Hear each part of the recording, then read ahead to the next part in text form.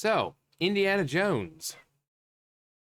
What, Sam? I said Indiana Jones and you meow. Can I help you? Can I help you?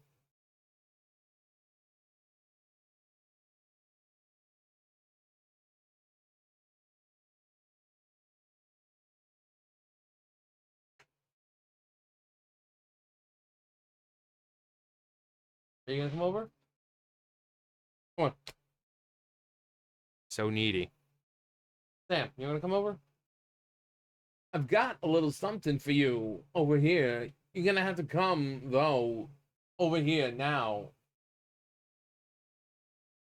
He's like, don't you talk to me with different voices. You know I don't like that. Okay, so Indiana Jones and the Great Circle is already in serious trouble. The upcoming Indiana Jones and the Great Circle game from Bethesda is already shaping up to be a massive disaster. Come on. Mwah.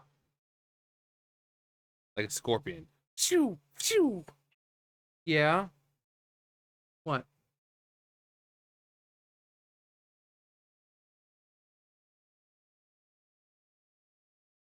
Come on. You have crusty in your eye?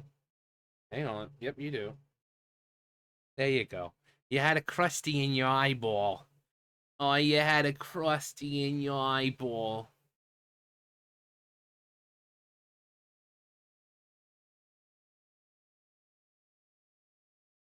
Yep, something's still there. No, hang on. Ugh. A crusty and then gunk. A Tony gunk. There. Now you don't have anything hanging off your eye. You're handsome. You're Hand Sam again. We don't call him Sam, we call him Hand Sam. You good? You good?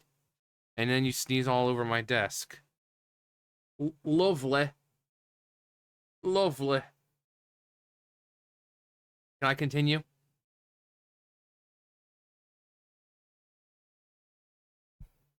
So uppity. Is already shaping up to be a massive disaster before it even officially launches. The latest blow to the game's reception comes from discovering that Xbox is not allowing any critics to post reviews or share their thoughts until the game is available to the public through early access on December 5th. And today is December 2nd. This kind of embargo typically spells bad news. Yeah, that's yeah, spells bad news for launch.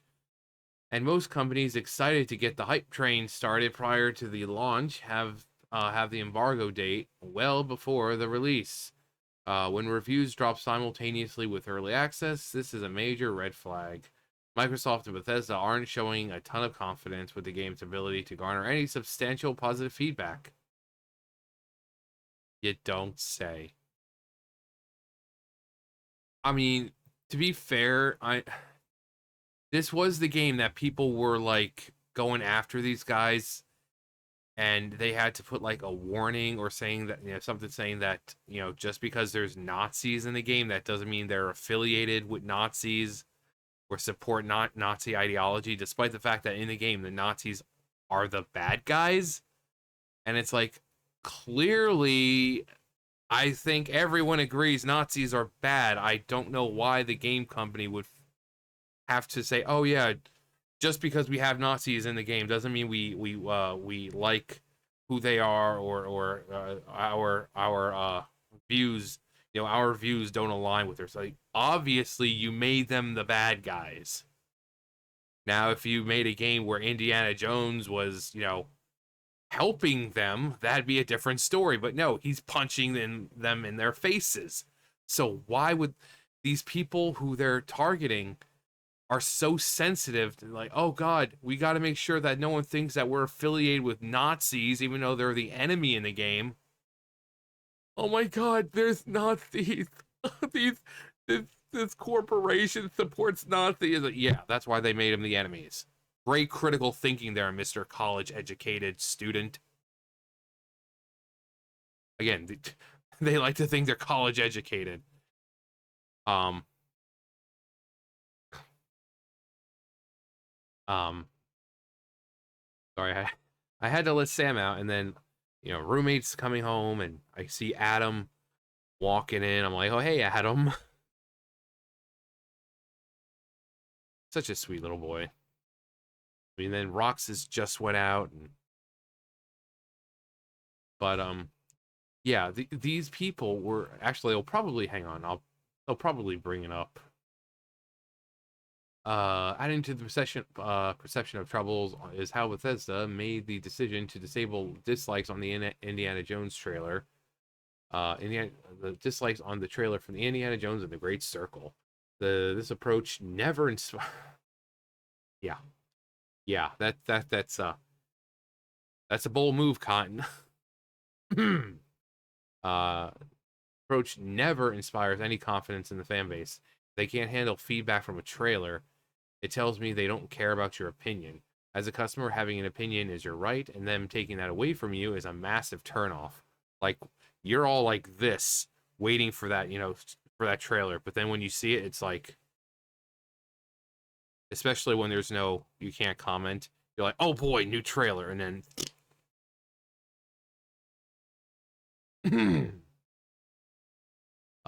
so Grums, no preview reviews, even from trusted YouTubers. If so, that's not a good sign for Indiana Jones and the Great Circle. Uh, the move only has further fueled even more skepticism leading up to the launch, which folks are now questioning whether the publisher is fully aware of the negative perception being created surrounding the game and circle certain corners of the gaming community. And that sentiment only is growing as time passes. We got Endymion. Game has less than 200 pre-orders from what I'm told from one of my major.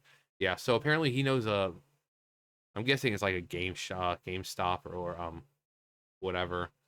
Um,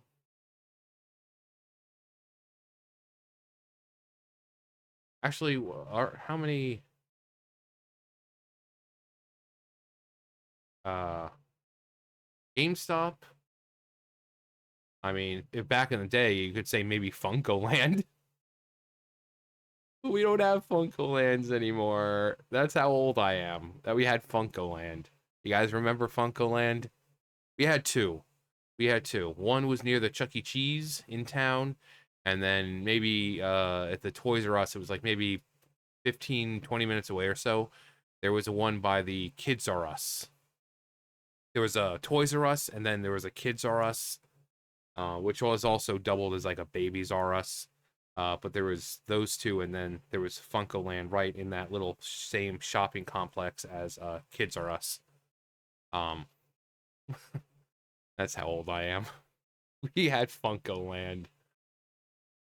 Also, Toys R Us. You remember you go into Toys R Us had like when you walked in, for at least us, I don't know about anyone else, but for us, you walked in and right on the side, there was like a pre-order kind of station type thing where, if you could like pre-order or whatever, and you go up there and you get the game.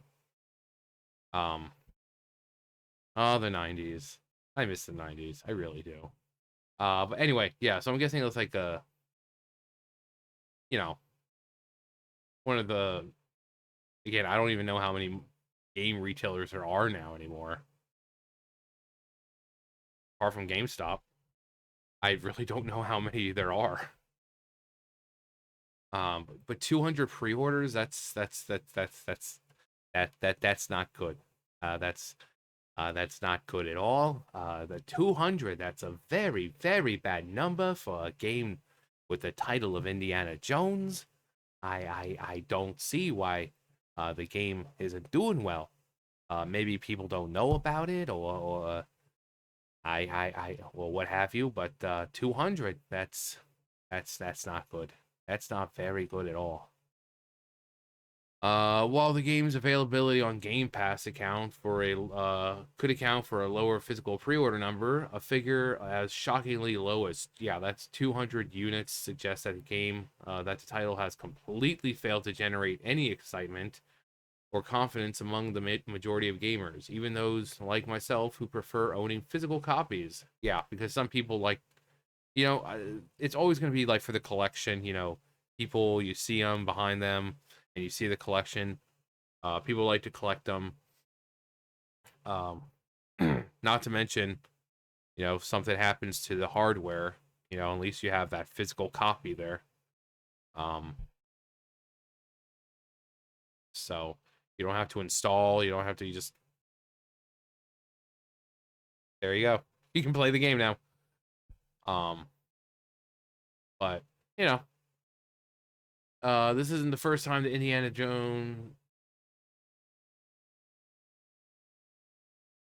Um, First time Indiana Jones: The Great Circle is struggling to connect with its intended audience. The term "modern audience" above became synonymous with this game after its initial showcase at Bethesda, signaling another major red flag in an attempt to cater to contemporary social trends.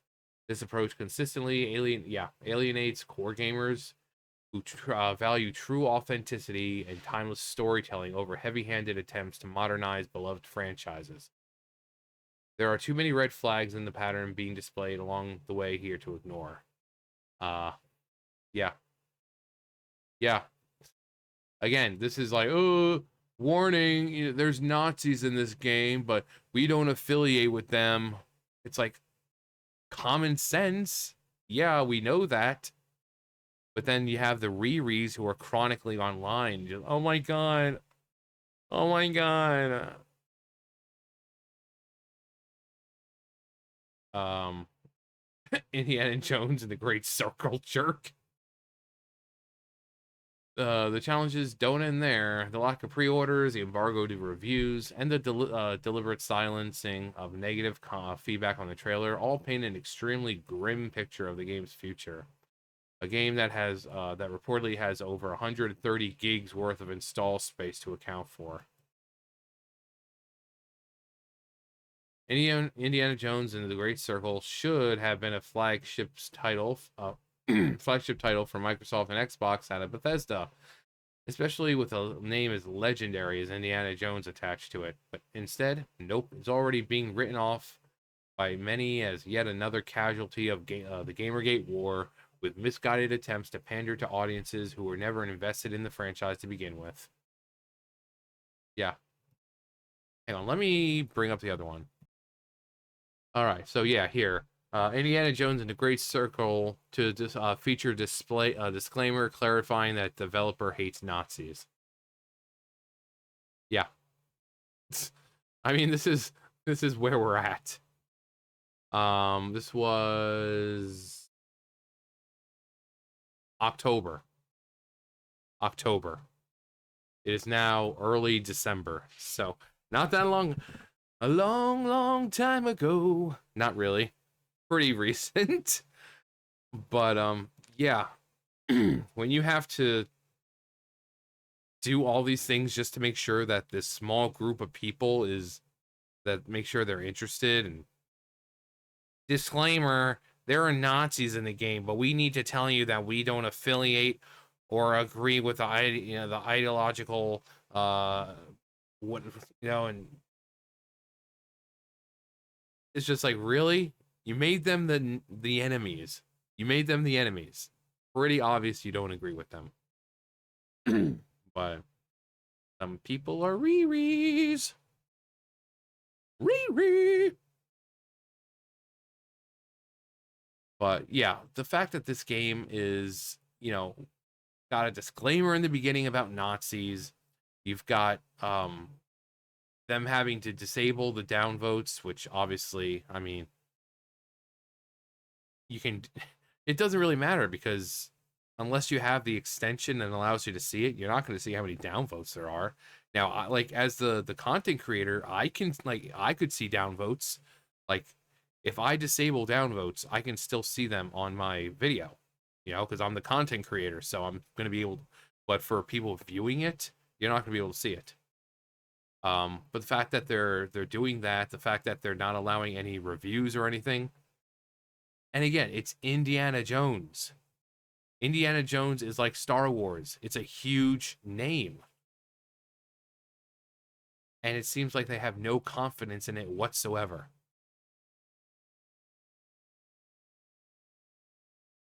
This is gaming now. This is just one subpar product after another.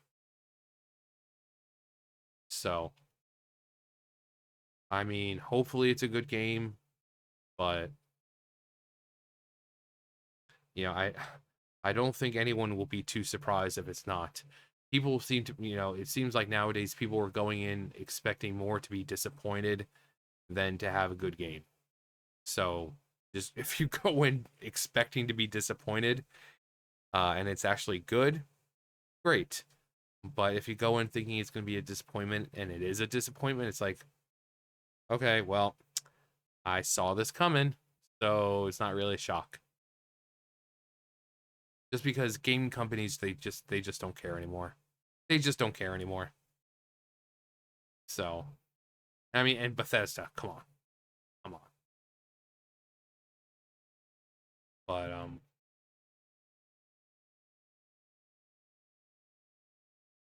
yeah, this is, yeah, 200 pre-orders. That's sad. That's sad. We have the opportunity to tell Indiana Jones to modern audiences,